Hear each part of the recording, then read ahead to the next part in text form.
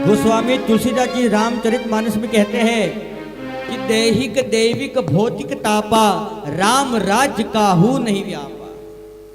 क्या क्या कहते हैं? हमारे जीवन में प्रकार के ताप होते हैं और ये ताप जो भी प्राणी संसार में है, चाहे वो साधु हो चाहे वो गृहस्थ क्यों ना हो, इन सबके जीवन में 3 प्रकार के ताप होते हैं। कौन कौन से?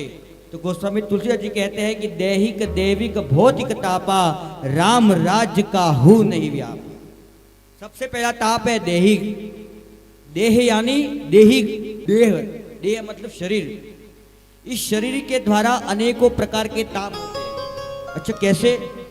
बोले महाराज, इस शरीर के द्वारा अनेकों प्रकार की बीमारियां उत्पन्न होती है। किसी को ब्लड कैंसर है, किसी का पैर का ऑपरेशन है, ऐसे अनेक प्रकार की हमारे शरीर को परेशानी होती है। इसको बोलते हैं देहिक ताप। दूसरा ताप है दैविक ताप। दैविक ताप। दैविक ताप क्या है? बोले महाराज, दैविक ताप वो जो हमने पूर्व जन्म में जो अशुभ काम जो हुआ है हमारे द्वारा जो खराब काम हुआ है, वो खराब काम इस युग में, इस जन्म में पाप के रूप में हमारे सामने हमेशा रहता है। पाप इस जन्म का नहीं है, वो पाप अपने पूर्व जन्म का है। वो पूर्व जन्म में जो पाप हुआ है हमारे द्वारा, वो इस संसार में हमें आकर भोगना ही पड़ता है। पाप जैसा कर्म करोगे वैसा फल पाओगे।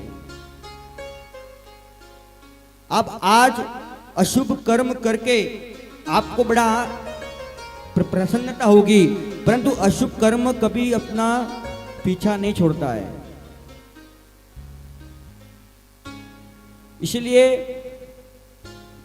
गोस्वामी तुलसीदास जी महाराज कहते हैं कि दूसरा ताप है दैविक ताप। तीसरा ताप है भौतिक, यानी जो संसार है, इस संसार के द्वारा, यानी संसार के जो व्यक्ति है, जो संसार के जो व्यक्ति है, उन व्यक्तियों के द्वारा हमें अनेकों प्रकार की परेशानी प्राप्त होती है। जैसे कोई व्यक्ति हमसे धोखा काटता तो टेंशन आता है ना, तो ये भी ताप हुआ। तो इन 3 प्रकार के तापों का नाश कौन करते हैं?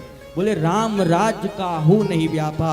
जो प्रभु श्री राम की शरण में है, जो प्रभु के नाम का जो जप करता है, उसके जीवन में तापों का प्रभु नाश करते हैं।